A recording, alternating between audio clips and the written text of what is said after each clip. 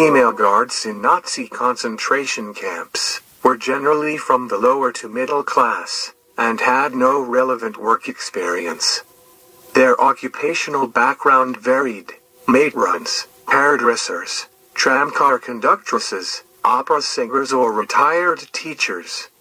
Volunteers were recruited via advertisements in German newspapers asking for women to show their love for the Reich and join the SS Gefolge SS Retinue, a Schutzstaffel support and service organization for women. Additionally, some were conscripted based on data in their SS files. Adolescent enrollment in the League of German Girls acted as a vehicle of indoctrination for many of the women.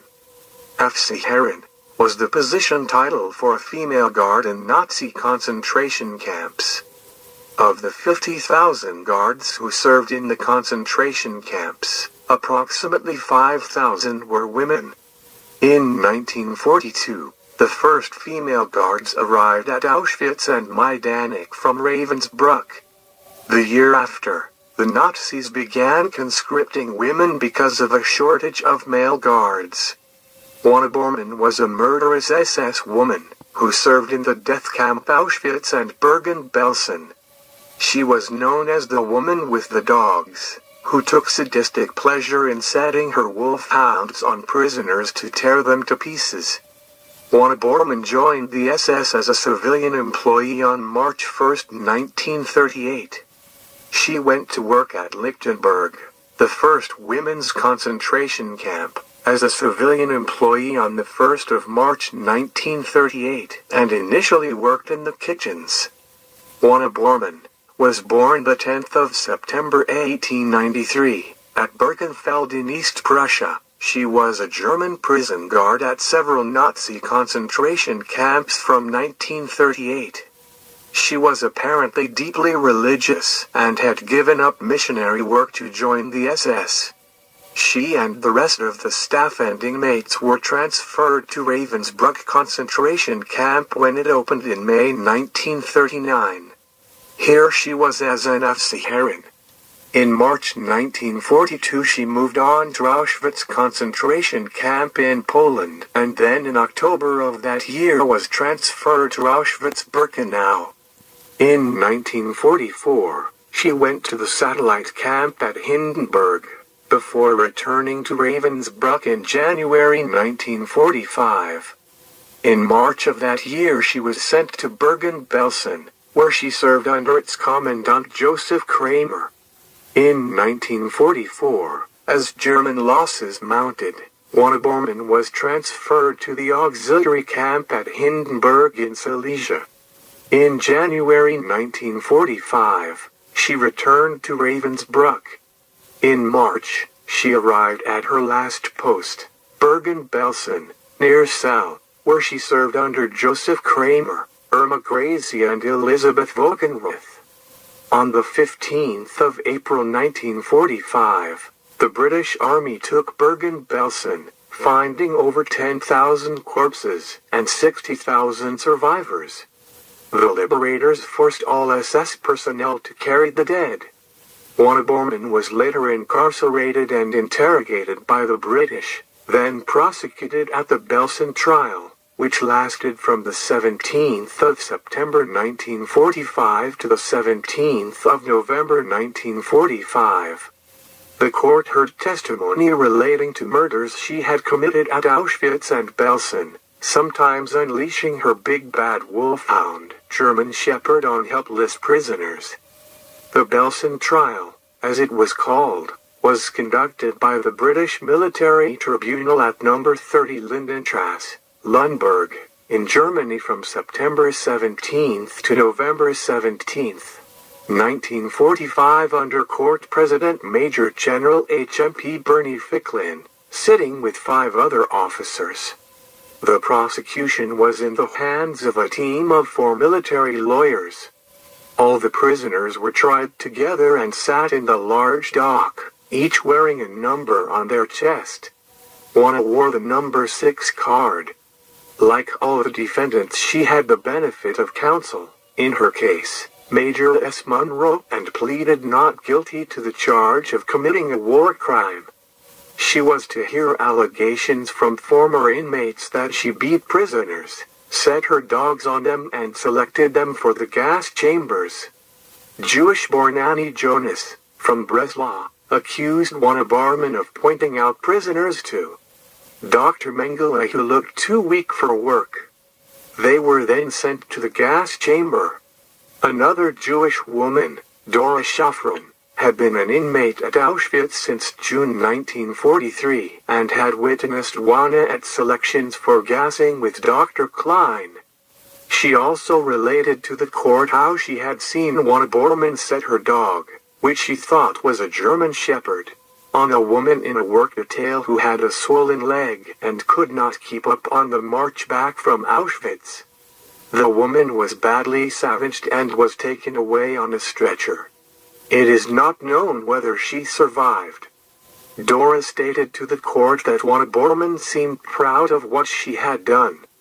Polish-born Hanka Rosenway had been in Belsen for some 18 months before liberation, also told the court that Juana had set her dog on prisoners and recounted an occasion when Juana Bormann had bitten her and several other women for lighting a fire in her hut without permission. She told the court that all the women inmates were afraid of Juana Bormann. Another Pole, Peter Macker, related how he recognized Juana Bormann as the woman who had been in charge of the pigsties at Belsen, and how he had twice witnessed her beating women in March 1945 who she had caught stealing vegetables. Dora Silberberg accused Juana of beating her and a friend when she tried to stop her friend who was ill being forced to go to work. Juana had allegedly punched her in the face hard enough to knock out two of Dora's teeth. Juana then set the dog on Dora's friend, and it knocked her down and dragged her round by the leg. Dora's friend died later from her injuries. Alexandra Sividawa accused Juana of beating prisoners for wearing their better clothes and also stripping them and making them perform strenuous physical exercises. When they began to flag, he told the court that she beat them all over the body with a rubber or wooden stick. Juana denied this outright. Major Monroe called Juana to give evidence in her defense. She told the court that she was a single woman and related her history of work in the concentration camps. Major Monroe specifically asked her about her involvement in the selection process for gassing, to which she replied, "No, I never have been present at these selections. I had to be present at morning roll call and night roll call, but at nothing else." She admitted that she did have a dog at Belsen, which she claimed were her own pet rather than a camp guard dog, but denied that she had ever set it on prisoners, telling the court that this would have been against the camp rules and would have led to severe punishment for her. Juana Bormann also mentioned that another Afghan named Kuk, of whom there is no surviving record, resembled her and also had a dog. Juana Bormann dismissed the statements of two witnesses regarding her use of a wolfhound dog, telling the court that she had never owned a wolfhound. Juana Bormann dismissed the statements of some witnesses as untrue on the basis that she was not in the place they stated at the time of the alleged offense. 1. Helena Copper had told the court that Juana Bormann was the most hated guard in the camp and that she was in charge of the clothing store. She alleged that Juana Bormann had again set her dog on a young woman at the store who died later. Juana denied ever having been in charge of the clothing store and was not at Birkenau at the time. Juana Bormann denied that she went outside the camps on work commandos and agreed that she oversaw prisoners working at the piggery in Belsen. Juana Bormann accepted that she slapped prisoners who were cheeky or disobedient, but denied beating them with sticks, etc. She mentioned that the first time she had ever seen a rubber truncheon, it was in the hands of a British military policeman guarding her in the prison at Cell. Juana Bormann could offer no explanation to Major Monroe for the witness allegations against her. He also asked her if she had tried to leave the SS. Juana told him that she had applied in writing to her Oberoffizieren in 1943, but that her application had been turned down. Juana Bormann was found not guilty on count 1, but guilty of count 2 of the indictment against her. Prior to her sentencing, a mitigation speech was made on her behalf by Major Monroe. He painted a picture of a sad and lonely middle-aged woman and invited the court to take into account what the conditions in concentration camps could do to weak human nature. This mitigation was not successful, and on the afternoon of November 16, the verdicts were delivered. The president of the court passed the death sentence on Juana Bormann, Elizabeth Volkenrath and Irma Gracie.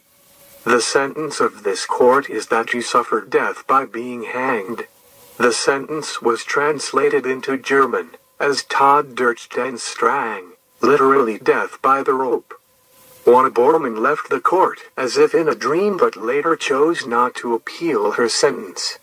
Juana Bormann was returned to Lundberg prison, and when the cases and sentences had been reviewed, she was transferred to Hamelin jail on Sunday the 9th of December to await execution with the other condemned.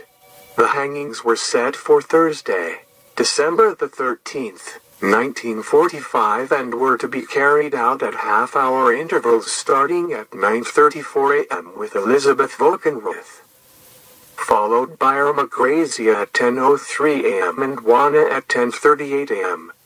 Juana Bormann was 52 years at the time of her execution. Thank you for watching Death Row.